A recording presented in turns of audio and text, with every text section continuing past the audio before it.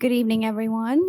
My name is Ms. Pabati. I'm the research analyst at the Center for International and Regional Studies. And on behalf of CIRS, I would like to welcome you all to tonight's book talk titled Energy, Citizenship, Coal and Democracy in the American Century, which is a book launch of our wonderful faculty member, Trish Kahle. So I would like to congratulate her on her first book coming out. Tonight's discussion will explore the complex and often ambiguous connection between coal and democracy throughout US history. But before we get to today's discussion, I would like to remind you all of a few housekeeping points. I would kindly request all our audiences to either turn off your phone or put it on silent so it doesn't disrupt the conversation. We are expecting people to come in throughout the event, so please, if you could just make space for other people to join the event. We are recording the discussion, so if you want to follow up and re-listen to the interesting conversation, please visit our YouTube channel or CIRS website.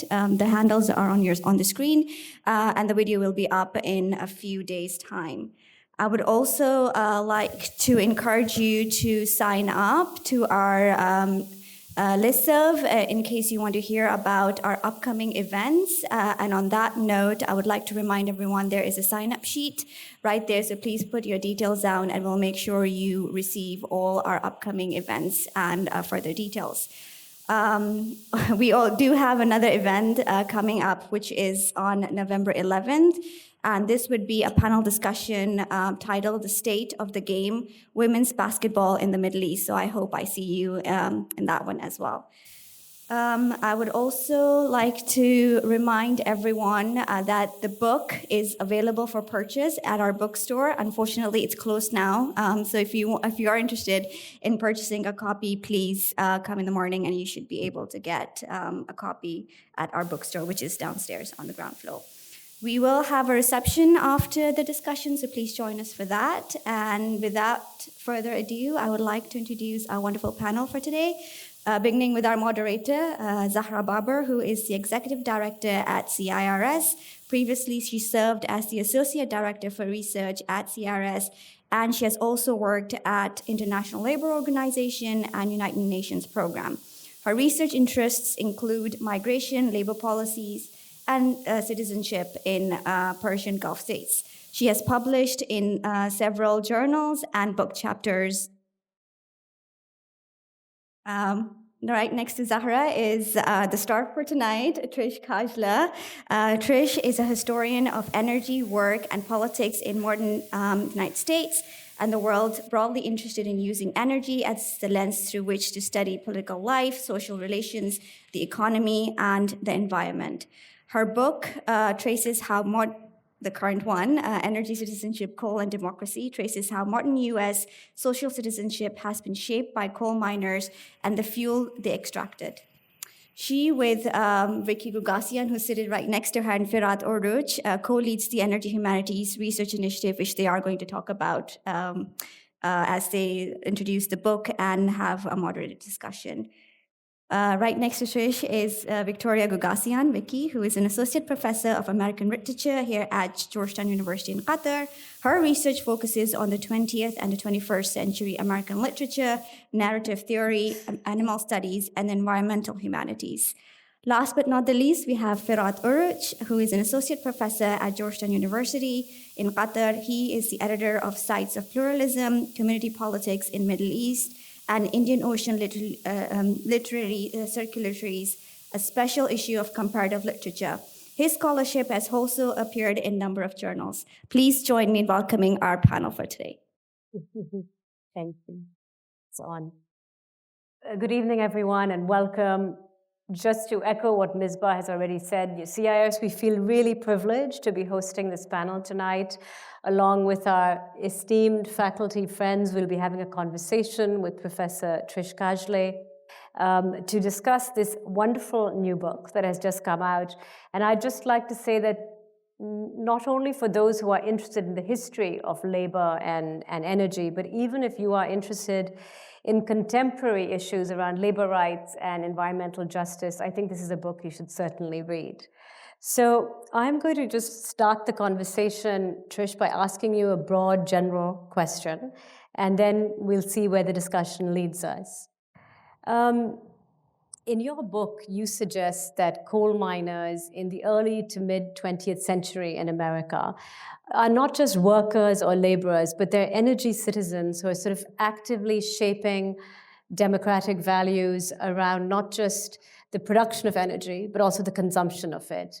And you argue that despite the risks they face, coal miners actually play the pivotal role, really, in advocating for democratic rights within industrial society.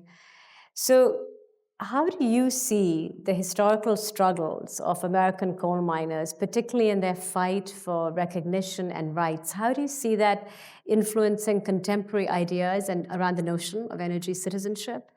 And also in shaping the sort of today's policy debates around energy, particularly as we're moving again into this, further and further into the climate crisis.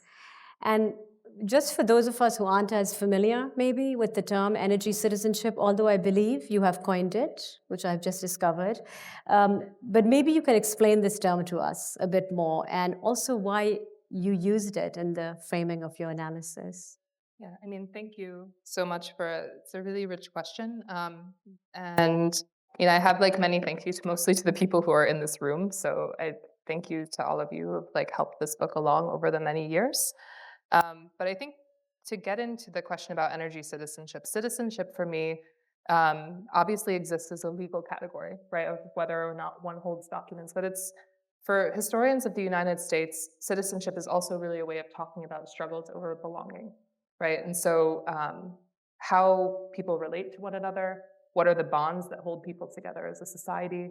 It's something that really forms the basis for a lot of core contestations over the meaning of politics, over the scope of rights people have. And I think really critically, it ties together rights with obligations. And so citizenship is a way both of talking about the rights someone can claim, as well as the obligations they have to the other people who are members of that society. I think in some ways, when I was really working on the book was mostly after 2016. And I think in some ways this primed me to really think about what does it actually mean to belong in a society in new ways. But in the case of coal miners, I think I will sort of say two things to help us think about the history of energy citizenship. First is that although citizenship primes us to think about the state as sort of a category or a container for analysis, that's not really how I think about it or I use it, because again, it's a relational category about belonging between people that I think in the history of coal miners, it becomes visible at the level of the state for a very historically specific set of reasons. So the first is that most of the coal mined in the United States is mined by people who, at least after the 1920s, are themselves legal citizens of the United States. There are still pockets where immigrants are overrepresented, but the majority of people are, in fact, either native-born citizens or naturalized citizens. The other is that the coal in the United States falls largely within the country's claimed territorial borders, which means that it's being both produced and consumed by people who already have another form of political relationship with each other that makes something that exists in a much larger way visible in a way that it otherwise wouldn't be, but which I think does, in fact, extend beyond the category of the nation. So I think the contemporary challenge, right, is to really scale this up and think about, using this question about sort of the burdens and benefits of energy systems and thinking about how risk is apportioned, who constitutes the proper category of decision-making for an energy community, right? These are things that are not only held within national categories, but I think particularly as you sort of get these tendrils of, not just, I think, the obvious one maybe, which is thinking about international trade in oil and gas, but also thinking about things like lithium and cobalt, which are in many ways reproducing many of the sort of social and political dynamics that are visible in the early 20th century in the United States in these sort of interior frontier spaces of coal mining towns. They're reproducing those on a global scale, which can, I think, be harder to see as political relationships because we have this language of the global economy to sort of conceive of them as economic. But I do think foundationally, energy consumption in particular has become a really clear category through which people imagine their social rights in particular. And that gives energy an inherently political quality, not just in the sense of sort of the political constitution of states, but also in thinking about politics as a form of relationships between people, which I think is foundationally, I think that's how I think about politics, right? It is about relationships between people.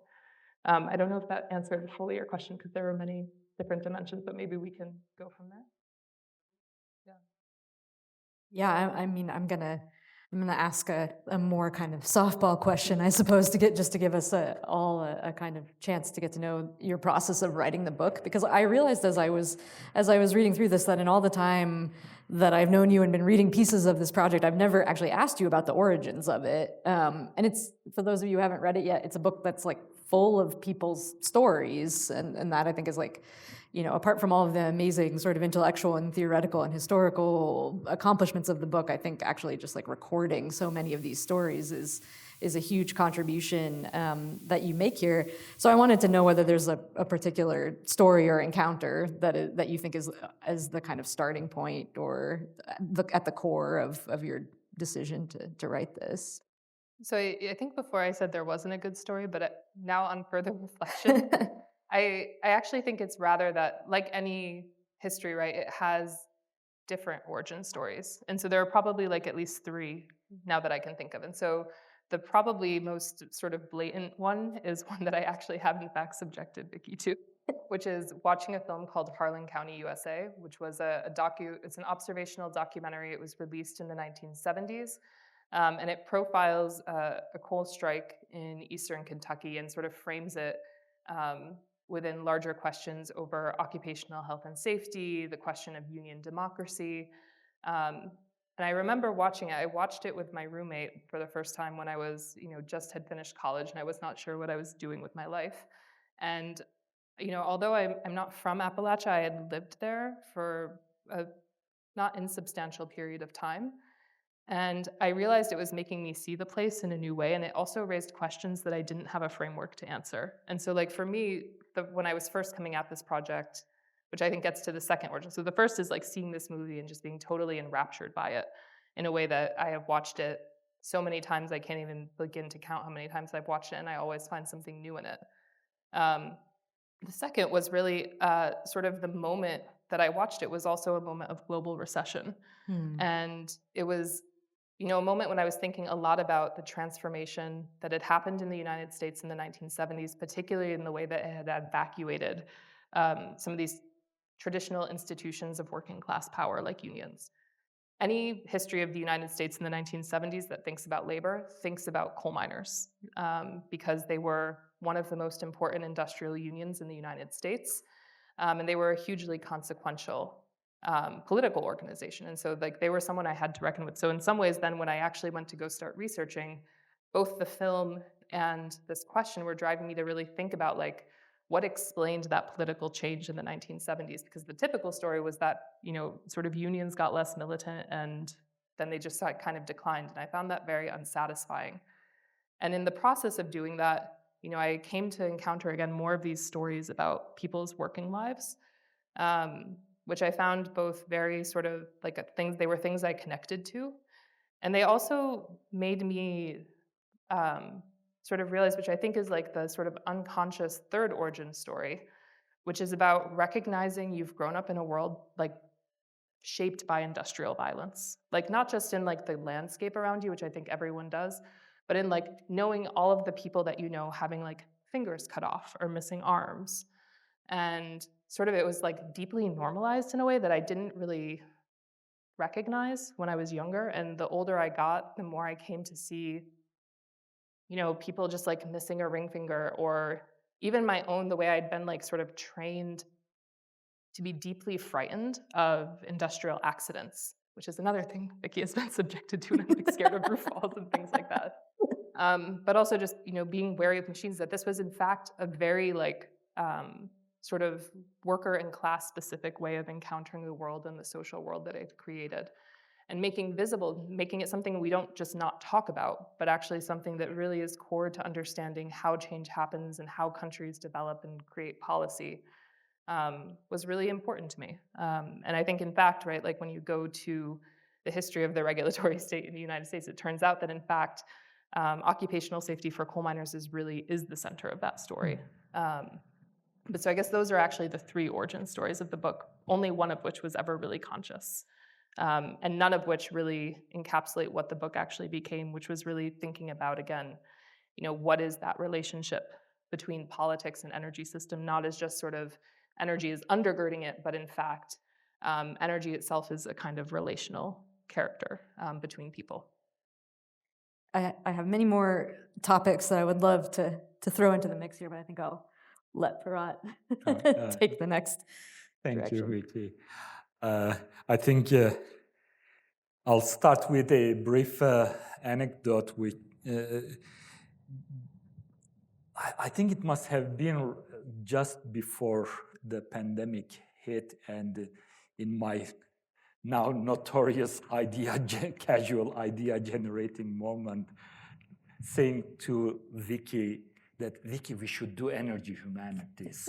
But and 1 year later, Trish comes and says, okay, let me teach you how to do it. And it has been quite a remarkable 3 years of collaboration, and personally quite learning a lot. Such a brilliant and, I would say, formidable intellect. Maybe I'll get to my question, but in terms, and I see our students in the room, I was, among many other things in terms of its content and so on, so amazed, and it has been, a while since I had this feeling of how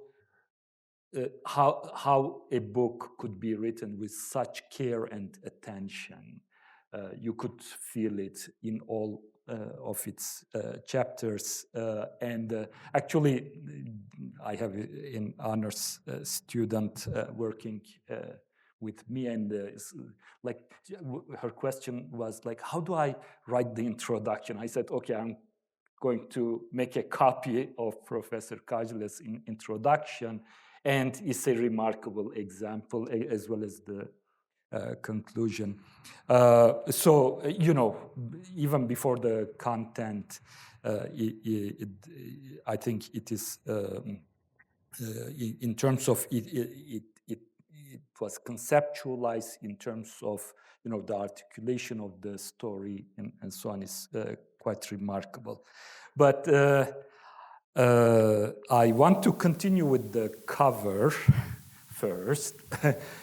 And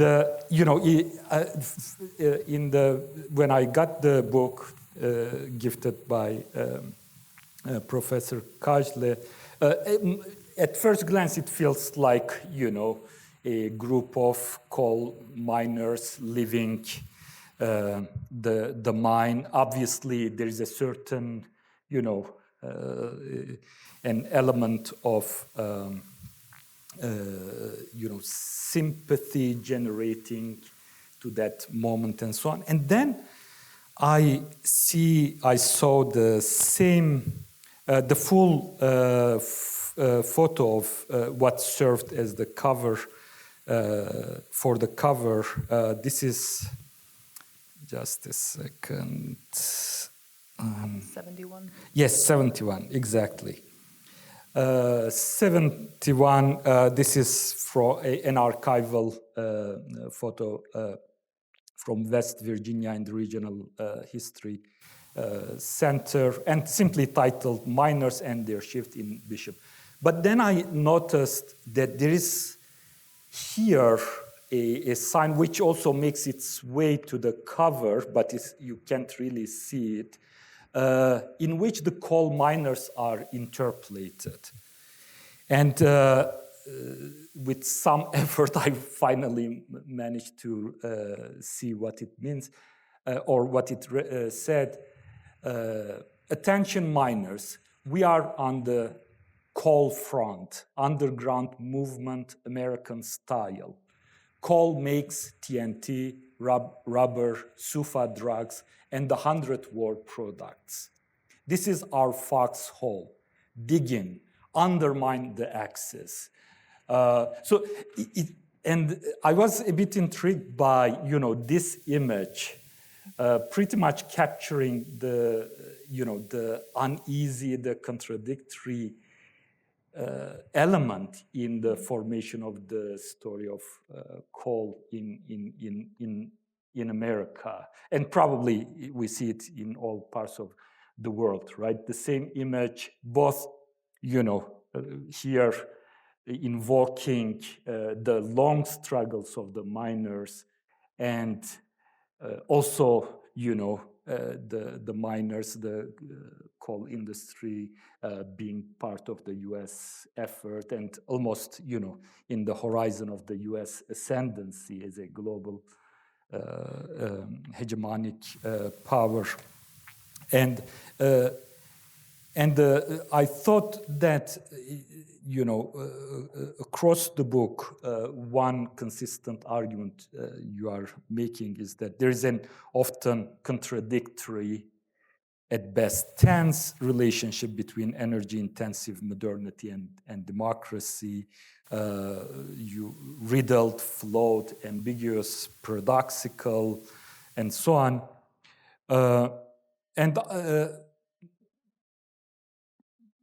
I wonder if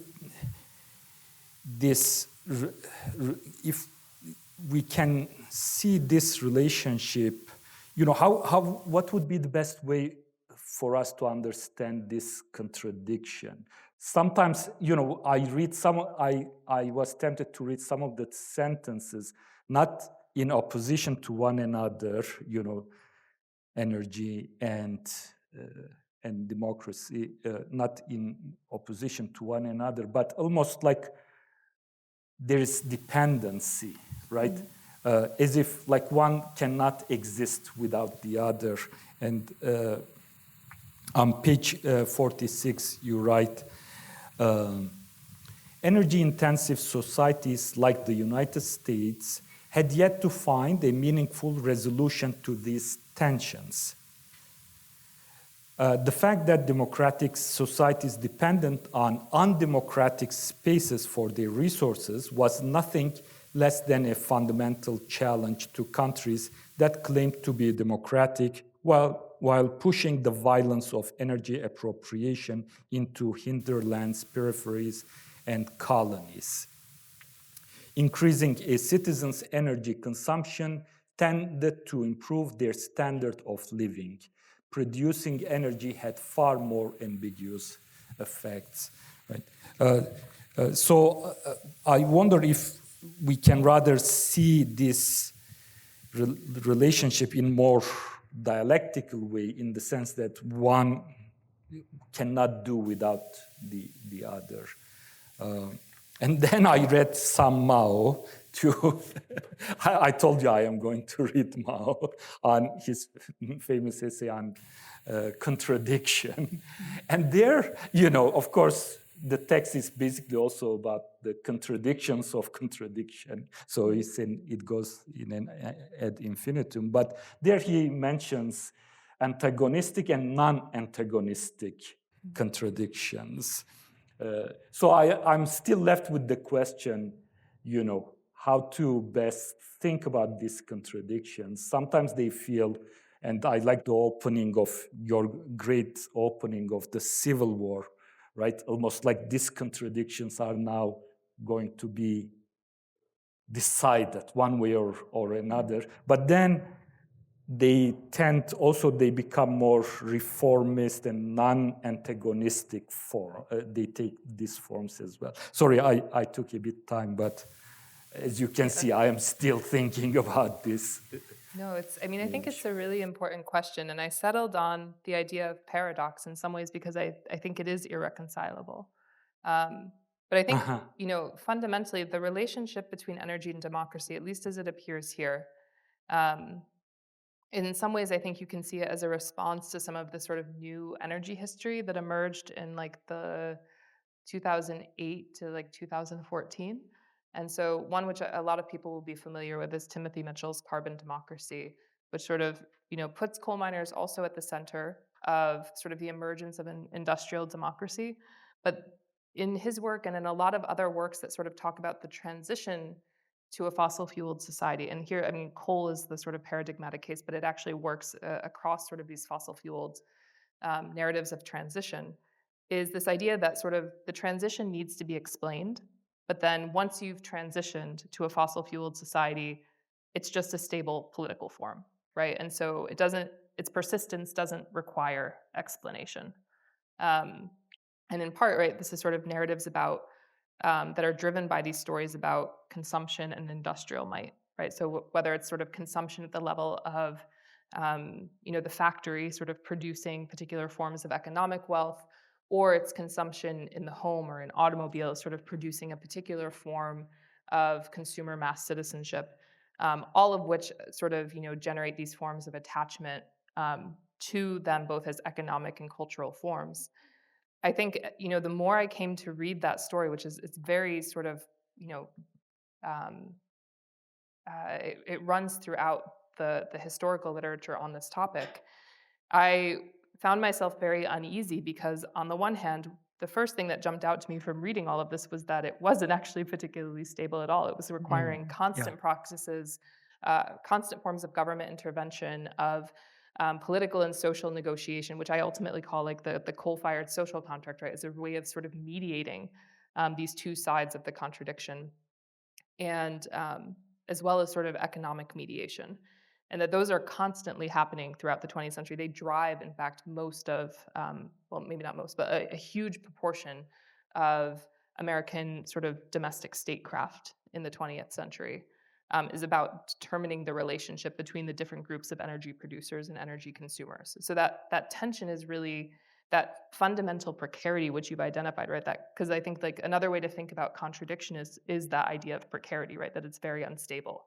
And so basically it's an instability that is not really reconcilable and yet has become deeply integrated into how the state is being built, how it sort of administers particular forms of development and modernization. It becomes central to the way it envisions sort of social citizenship based on particular forms of housing and electricity consumption. It's built into everything. And so undoing it really isn't an option, and yet continuing it is causing sort of mass death and is undermining it from within. So another word we actually could use, right, is perversion, right? That is this form of sort of democratic perversion to have, this really, in some ways, very robust form of democracy, which the miners themselves are deeply invested in, which I think is one of the other things to like hold on to. That, at the same time that they're building this thing, it's also being sort of eroded or eaten away from within, sort of turned against them, because there's no way to sort of reckon with that fundamental violence, which is that, the burdens and benefits aren't equal. So you have this sort of formal commitment to equality and democracy with this thing that really is not very well suited to it at all. And that to me is a very different story of fossil fuels, right, which emphasizes that the precarity is not something that becomes clear once the climate crisis is emergent, but is in fact something that has been central to it from the beginning.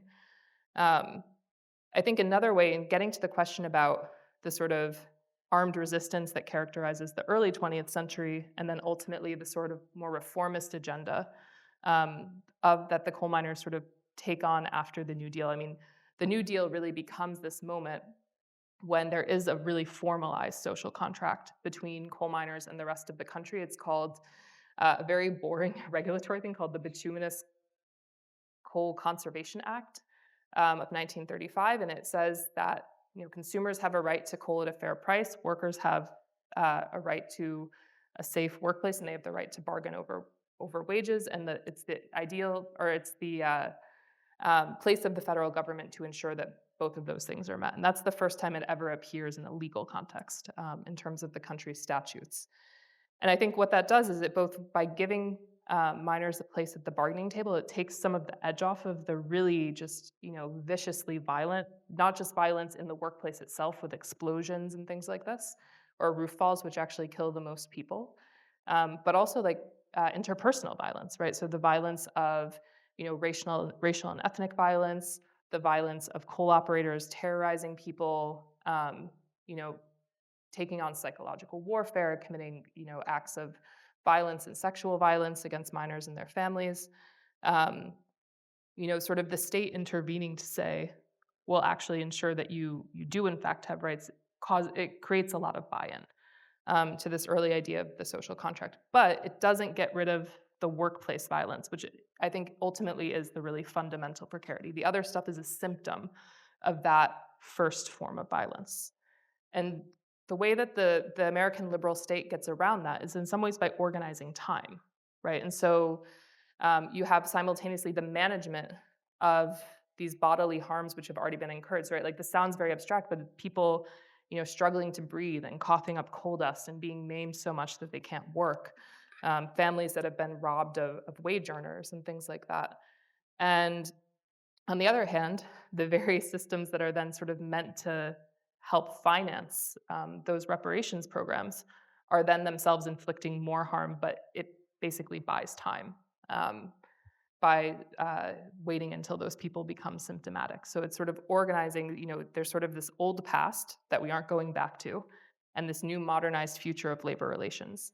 But that is in fact itself sort of perpetuating the very violence it was meant to resolve.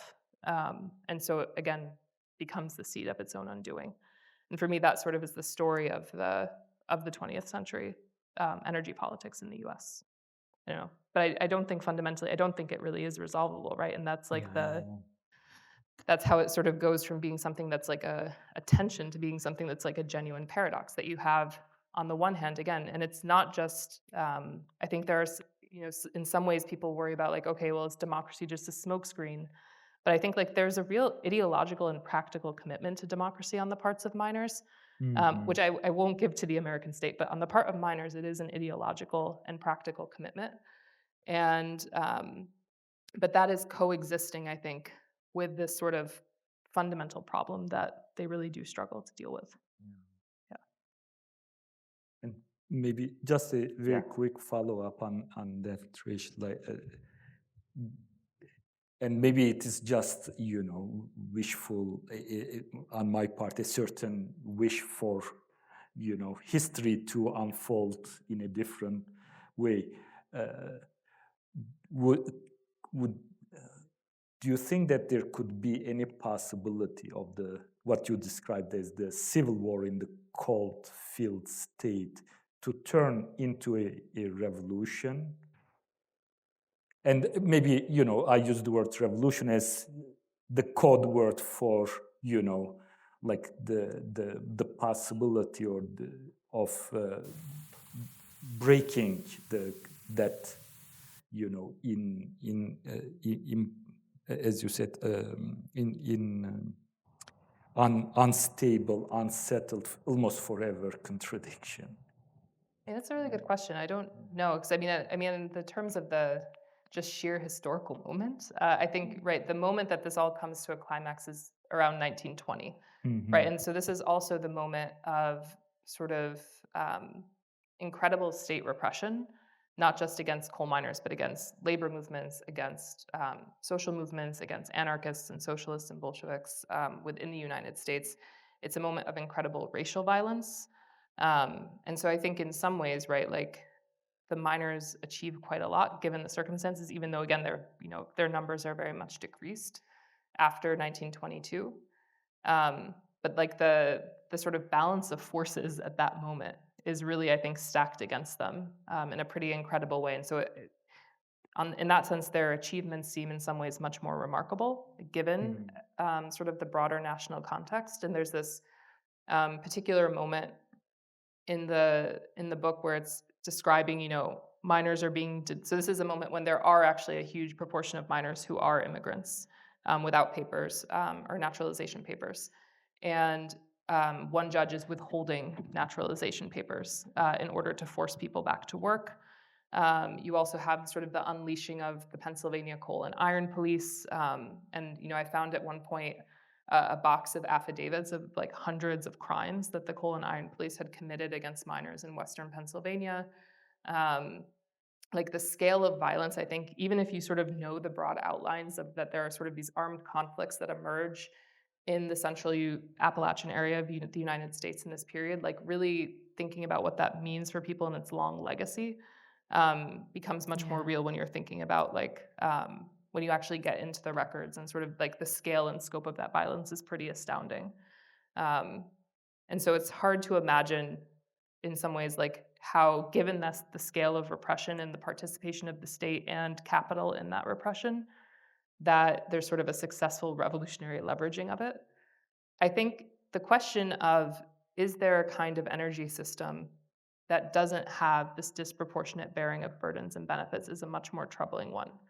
Because I think, right, it would also be easier if you just said, well, everyone should just stop using the energy. But what I had written in that passage you read is also true, right? Like that energy is actually, and including coal-fired energy, radically improved the standard of living of huge numbers of people, both in the United States and elsewhere. And so the fact that it would require radically different ways of like organizing society and living with energy, but to even begin to do that, you have to understand that the energy is not sort of this like base background thing, right? It's actually a political and a social relation that people are navigating and having to negotiate with each other. I don't know if that answers your question. But yeah. I had I think a kind of related question that arose in this like incredible moment of clarity that I had reading the conclusion of the book, which was about the concept of just transition, because I found some of what you said, and I think this, you've now kind of like put this in a kind of like even more kind of complicated and troubling context in your comments just now. But I think the ending of the book made me understand in this like really graphic way why just transition requires reparations, or like has to also be a kind of reparative process, because of all of this incredible violence that has to be normalized, as you put it, in the process of like making the political forms that are built on these energy systems appear stable in any meaningful way. And maybe that should have been obvious to me already, that like, dealing with that history of violence would have to be a kind of constitutive part of any kind of just energy transition.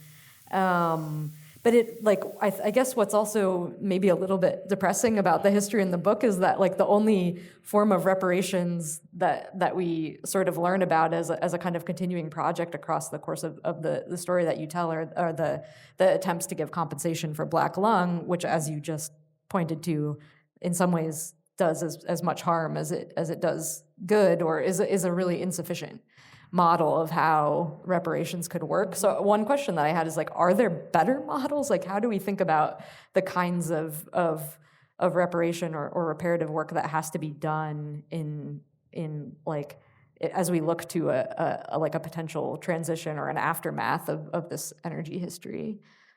Yeah, I mean, I think there's another sort of unpursued moment of where there's an imagination of another way of thinking about a post-coal future. And it comes in the chapter that deals with strip and surface mining.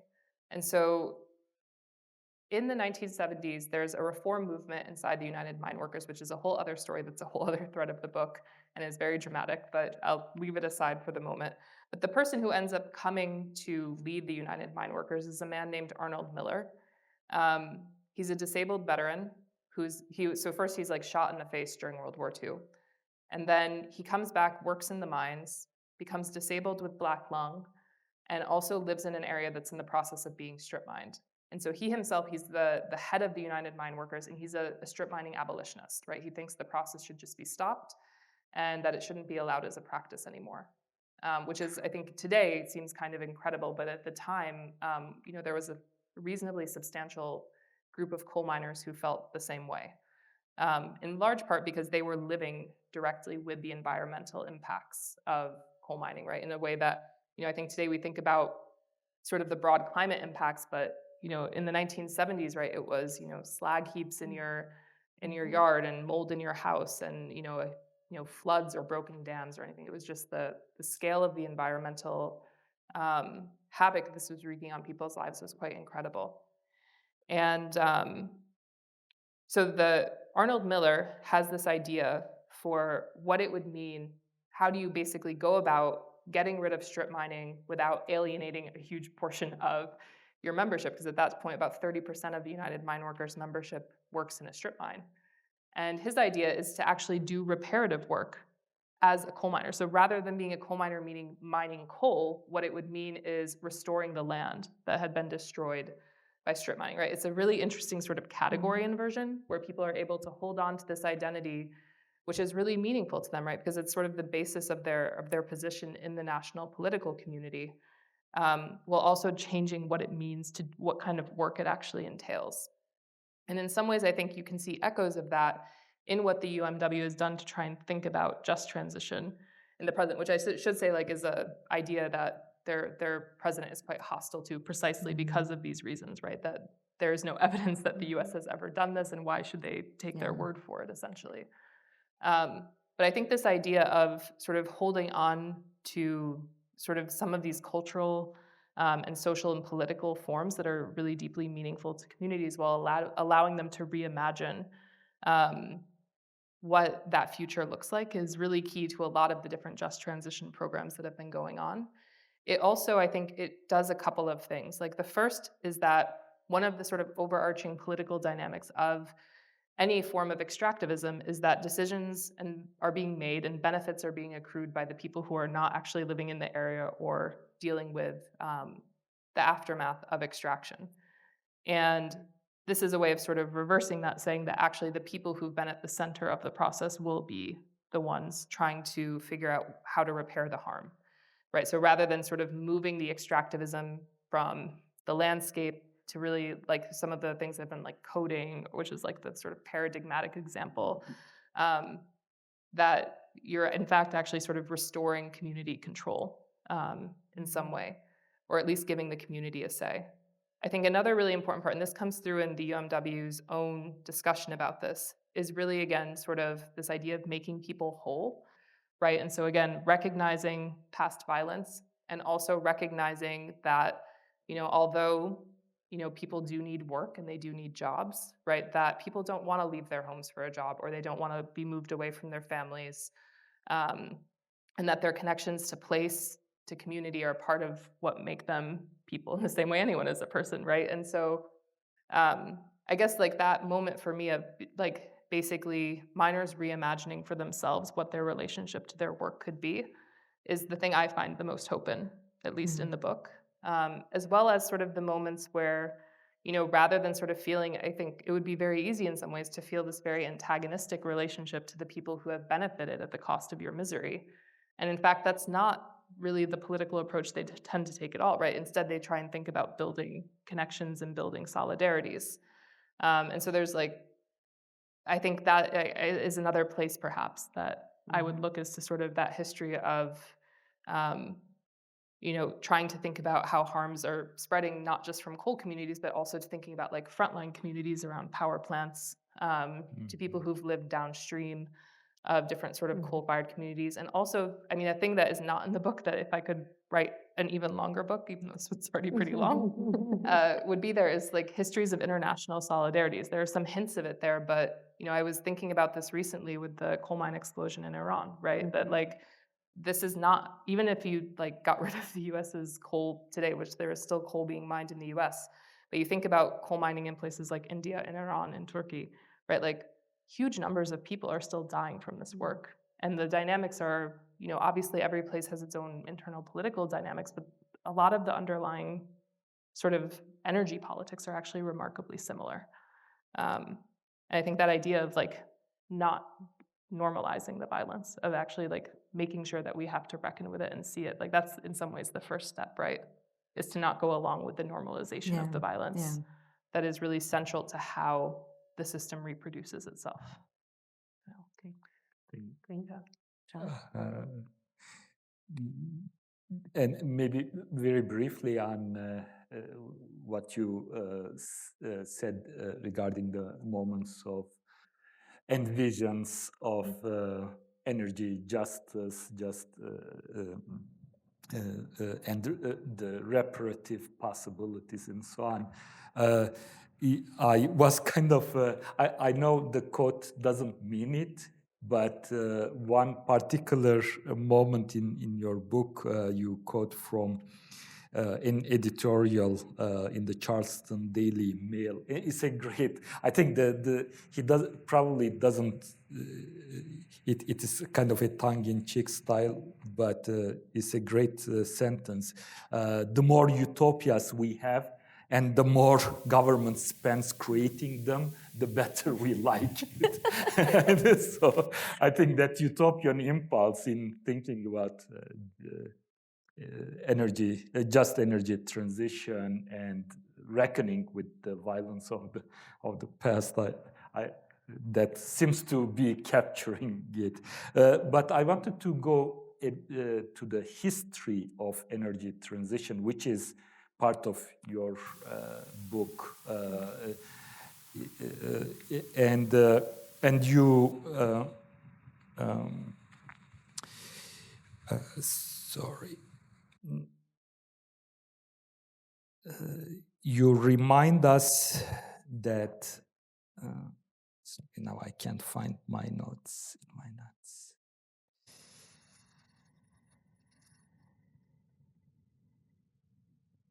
Yeah, sorry. You continuously remind us that we should think of transition not as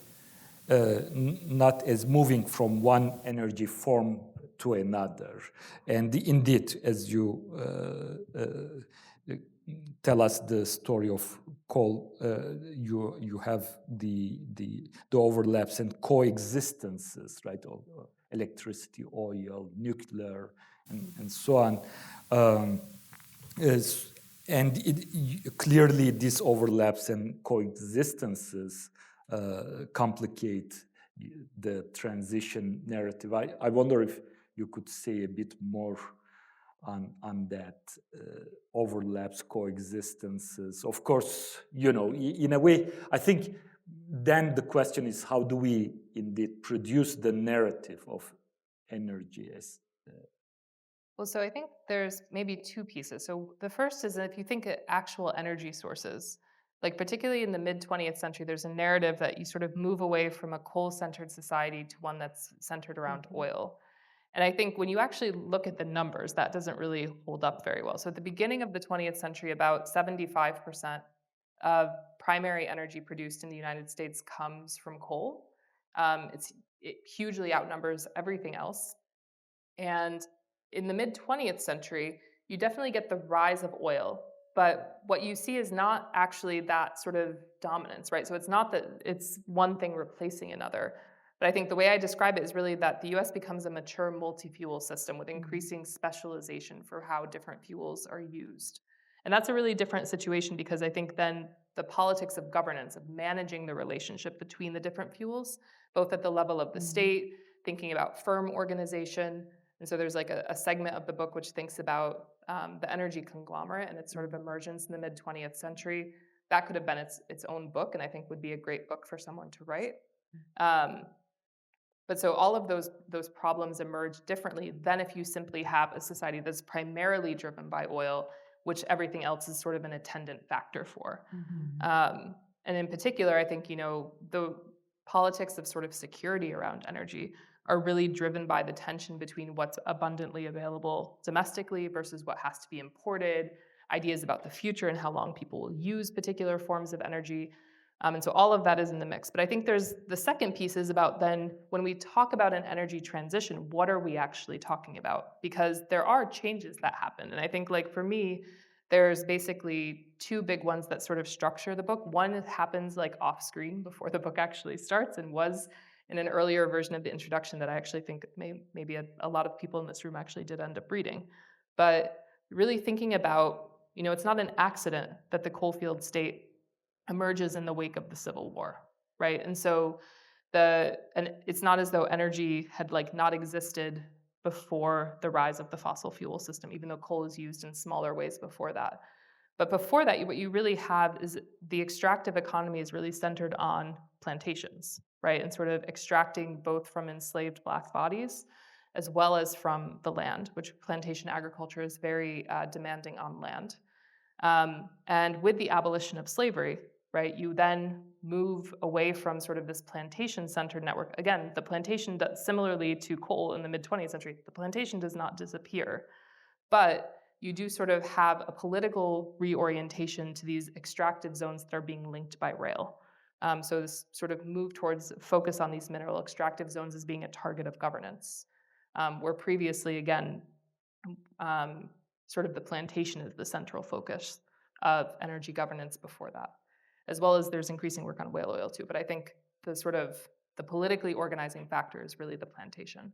Then in the mid-20th century, right, what you have, the shift is not so much between fuels, but rather the growing importance of electrification, right, which electricity is sometimes cast as though it's a separate fuel, but really it's a different way of using a lot of other different, a different energy source. But it's a way of using a lot of other different fuels in ways that are, sort of more interchangeable, that allow energy production to be further separated from the places it's being consumed.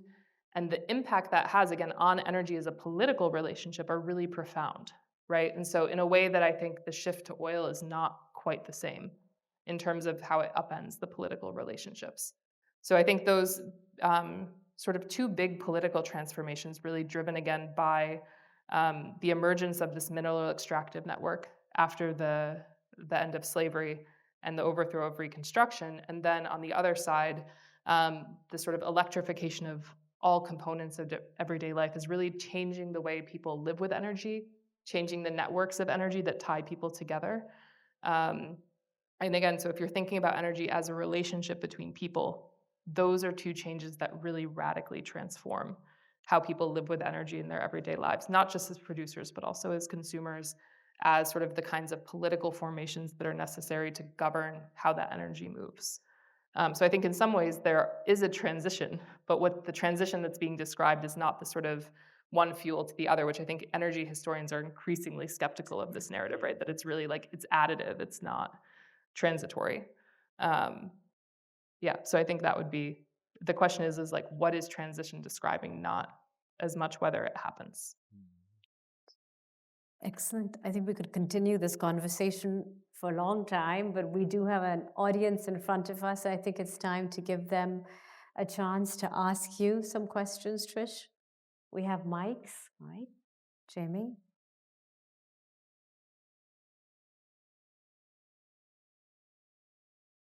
So I'm immensely enjoying this conversation, and coal mining is not something abstract for me. This is my family's story in terms of coming to the United States. This is my dad's story, that I grew up. And so two questions, one very quick one, and that is, were you able to focus on the Powder River Basin much and the strip mining that's there, which was the context that I grew up in? And then second, I'm gonna ask you to do what all of us non-historians always ask historians to do, and I'm going to ask you to use the past in order to divine the future for us, and a little bit, and especially as we think about a just transition, and where I see it actually playing out in something like justice, or at least the possibilities of it, is in Wyoming, where I come from, where you have a transition away from, because the coal mines are going away. The county I grew up in, the population has been halved, and there is intense, almost desperate movement there to try to maintain these middle-class jobs that have been the background. I mean, you think of Wyoming, you think of cowboys, but it's just not true. It's coal miners, right? It's always been what it has been. So intense desire to, for instance, use the land that has already been zoned as industrial land, the coal mines, as sites for solar. There is the building of the wind farms and the attempt to try to power Los Angeles from wind farms in Wyoming and these kinds of things.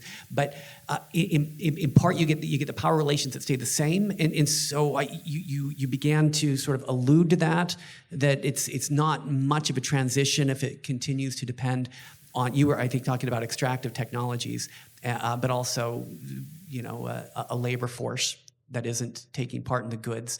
And so I would like, to hear more about, well, you just mentioned it's additive and we expand our energy mix as opposed to contracting parts of it. Coal does seem to be going away. We just shut down the last mine in the UK, and it might be going that way in the United States. But in terms of the coal miners themselves, what potential you see for a just transition with renewable energy? So this is a great question.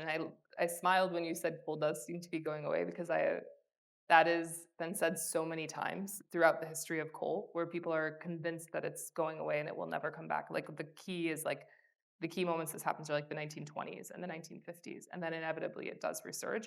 I do think, and I think a lot of people agree, that this time really is different.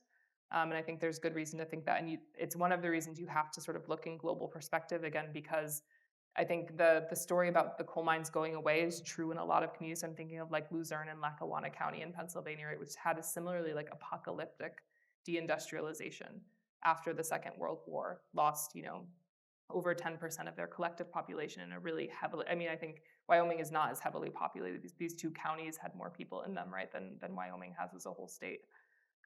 So I think that those community level stories have existed throughout the entire history of coal, which I think is another, it may not be the same kind of sort of industrial violence that's being wreaked, but what that does to people's social networks, to communities, right? Like, I don't need to tell you this, right? But it's a similarly like destructive kind of force.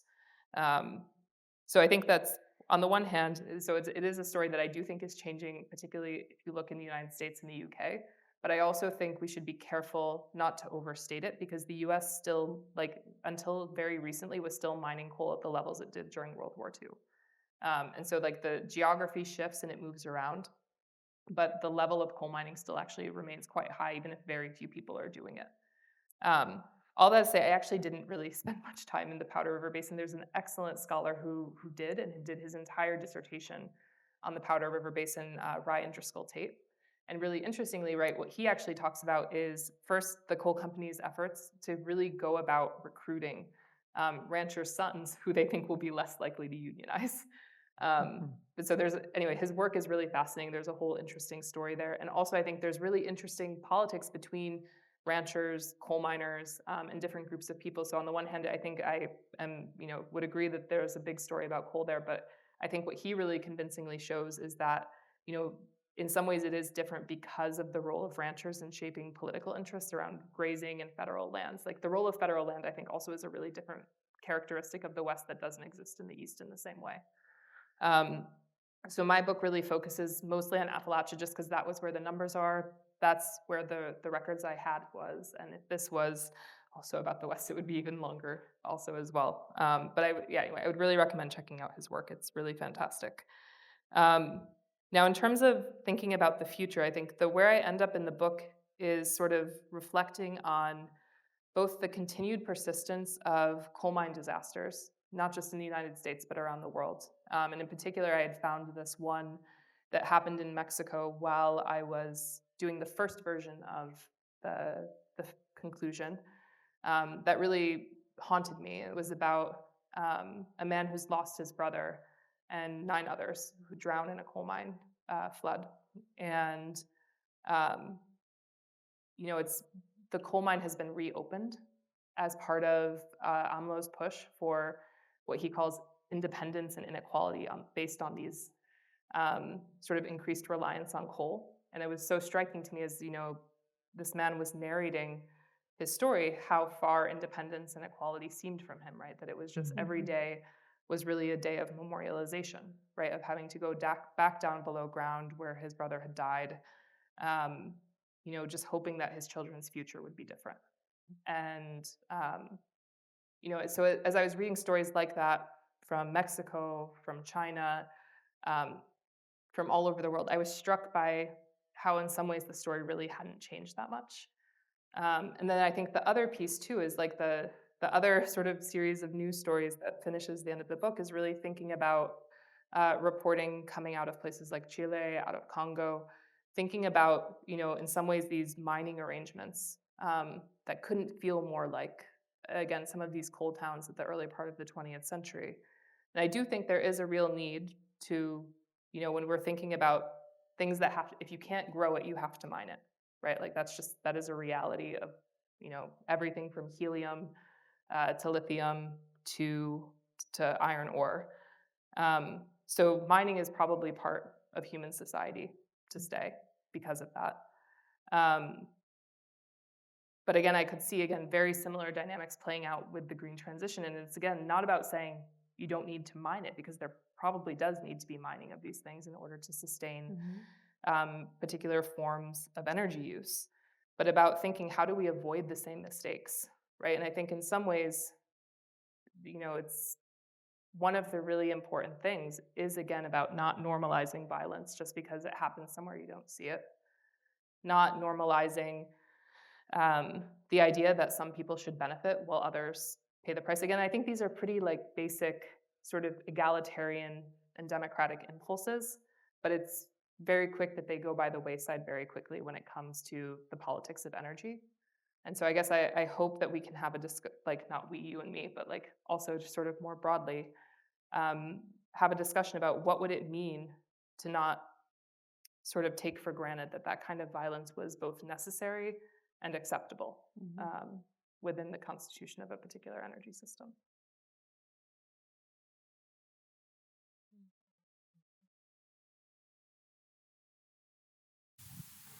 Thank you for this interesting presentation.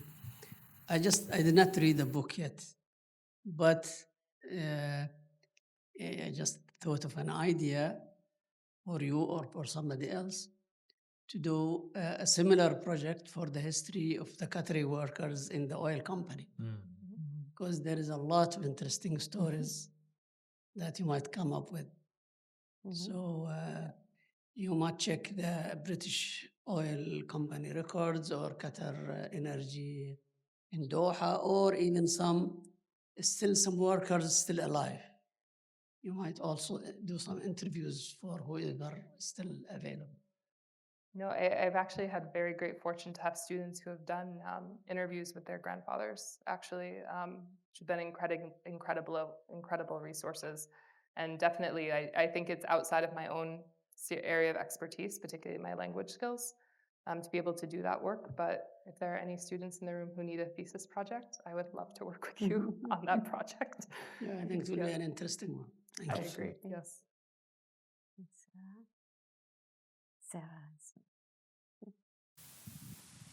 So as a fellow historian, I got very excited when you referenced the box in the archive containing the affidavits of police who had committed various acts of repression against the workers and the coal miners. And you've used the category of violence multiple times throughout your presentation tonight. And I wanted to ask you a question about your craft, your historical craft, working with documents that contain so much violence, and also working with communities where visually you see the markers of violence on their bodies. You referenced missing fingers, enduring coughs, etc. So I wondered if you could share with us a bit of your process of how you work through that, how you work through the encounter with so much violence in your work, because I imagine that it's not something that maybe is entirely palpable from the structure of your book. Sometimes we hide it as historians in the footnotes, but I also asked the question because one of the stories that you shared with us at the end was about this haunting that you had. You said you were haunted by the story of a miner in Mexico who every day goes down to encounter that monument that is the place where his family members died. So, yeah, might you be able to share with us, fellow historians and others, just how you write through that effect of encountering violence in documents and other forms of archival evidence? I mean, I think the most important thing to say is that encountering the violence is obviously not the same as having lived or experienced. It's difficult to read about, but I think it's also really important that, sort of trying to separate oneself, right, from like the encounter with violence in the archive is both, I think, profoundly upsetting, but also, I think, a radically different experience in relationship to it than the people who had to endure it or live through it. I will say, I mean, one thing that shaped what you said is sort of care was an experience I had earlier on when I had written something, and it was not actually a particular instance of violence, but rather a moment of testimony where I had recounted a disabled worker who testified before Congress about his condition. And I received an email actually from his family member who, like, I have never seen my, grandfather represented in this way.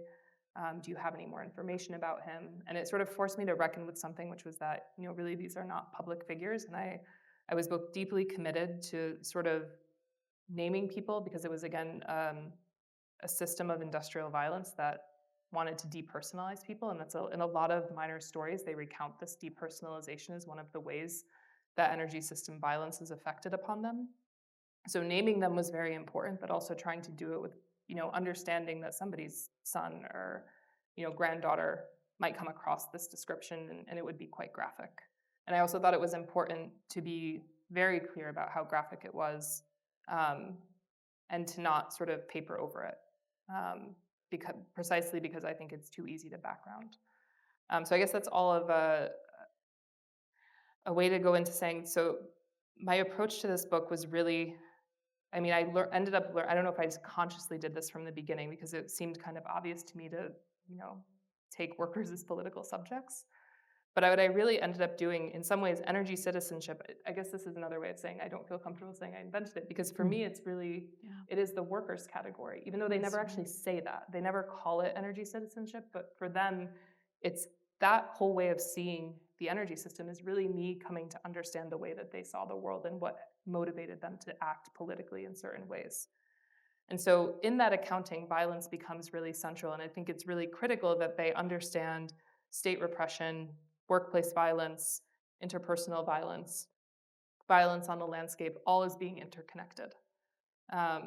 And so in some ways, right, like the story of learning to talk about that violence is really a way of coming to see the world in the way that they had seen it. And to try and understand, some of the things that I struggled to understand as someone who was not from a coal mining community, to really try and understand what that meant for them. I'm going to tell a story which I think is actually quite graphic, so I apologize in advance, but I think it may be illustrative in the way that state archives in particular went to hide this violence. So every time someone dies in a US coal mine, there is a fatality report that is produced, at least after the 1940s. So there's a fatality report that's produced. The idea behind the report is that it's supposed to understand why the accident happened, what could have prevented it, and how you would stop it from happening again. And so every person whose life is taken in a coal mine has one of these reports produced about them. They are very technical and very rarely give a sense of who the people are as actual people. They start when people enter the mine for work and they end when they die. Right? And so it's like, it's a way of sort of cutting off the rest of their life as though it had not been relevant to how they ended up in the coal mine in the first place. Even though I think another piece of this that I haven't talked about is that there's a lot of intergenerational violence too. So people who die in coal mines whose fathers also died in coal mines happened again and again. And so I had this moment where I was reading one of these where, again, it was called a haulage accident, which means it's just a car going off the track or something is happening with a mine car. And I was reading through it, and it was horrifying in its own way, but it only said, well, this person died while the inspectors were in the mine, which is, a whole other situation. And it took me until the page 8 of the report when there's suddenly a drawing that this person had been dismembered. And, what the report actually said is evidence of an accident was observed, right? But when you put that sentence together with the image, what it really meant was that the mine supervisor was driving through the tunnel and came across a guy's head. And then he found his torso and then like his foot, and it was all along the track. And he had been alone when he died. And that was the report that was produced about his death. He had a small obituary in the papers, but very little else was done about his death. And the fact that the report that was supposed to have to prevent his death from happening again concealed so much about the relationality and the violence that had allowed it to occur in the first place was to me a marker of the necessity of sort of using miners' own categories to narrate these documents as a way of sort of countering the way the state was trying to normalize, again, the violence as something that's just sort of a management accident that if you had, if you do, X thing, this won't happen again. But in fact, the operator or the federal coal mine inspectors were in the mine when it happened. And the coal miners had been intermittently on strike and in court for years over the danger that the mine posed. And the man had 30 years of mining experience. So I think it really, anyway, that encounter, and I remember just like this sort of gut-wrenching, like sickening feeling when I realized what in fact had actually happened in the mine, and not just sort of this like, well, he was killed or he died, right, while he was at work. And so, yeah, I don't know if that's a very good answer, but that for me was like, that was the moment where I was like, violence is everything about this story. And so I think it was not a book that I went out, like the workplace danger and occupational safety had always been a key part of the project. But I think that was the moment while I was revising it from the dissertation when it went from being, this is a story where there's environmental damage and there's a movement for occupational health and safety and there's also union democracy, to it really being a story about how a group of people comes to see how the violence of the energy system around them is constituted, and also to sort of organize a political program meant to stop the systematic devaluing of their lives. And yeah, I guess I'll stop there. Thank you so much, Trish. It's a really important story, and it's a really important book. When you were speaking, I could think of so many contemporary forms of what you're talking about that continue around us as well. But we have run out of time, so I'd like to first of all thank you so much, Trish, for letting CIRS host you for this talk to speak about your book. Thank you so much, Professors Oruc and Googasian, for your wonderful commentary and conversations with Trish. And thank you, all of you. You can continue asking, I'm sure, Professor Kahle, your remaining questions over the reception we have outside for you. And else to mention yes, and that's right. Please. Do you mind announcing Omar's event? As Misbah mentioned when she introduced us, and as Firat recounted in his comments, the three of us coordinate the program in energy humanities here at GUQ, and we just want to make everybody in the room aware of maybe a few upcoming events, in particular related to a visiting fellow who we're hosting for the next month. It was the novelist Omar El-Akkad, author of American War, among other things. And in particular, if you're joining us as a member of the kind of broader community, we would love to invite you to a public event at which Omar will be in conversation with our writer-in-residence, Kamala Shamsi. That's on November 18th in the evening at 5:30 in the GUQ auditorium, and I think there will be more advertisement of this in weeks to come, but we want to put it on everybody's radar. If you're here at Georgetown, there's a couple of internal events that we'd also love to welcome you to. There'll be a book discussion of American War on November 19th at lunch with Omar, and then there will also be a style workshop for any member of the GUQ community to come and work on writing style with Omar on November 25th at lunch. So please keep an eye out for invitations to all of those events upcoming. You want to say something about Yeah, I guess Toshi? Also, if you're interested in methodological questions about energy history, we're really lucky to have Georgetown University in DC historian Toshihiro Higuchi, who's an expert on nuclear history, will be doing a methods workshop called Radioactivity as Method, and that's on November 27th during the lunch period between 1 and 2. So we'll have posters up about that soon, but it will be a place to maybe try some hands-on activities with primary sources and also get to ask some great questions of a fantastic historian who we'll have in residence for a few days. With that, thank you. Please join me in thanking our speakers.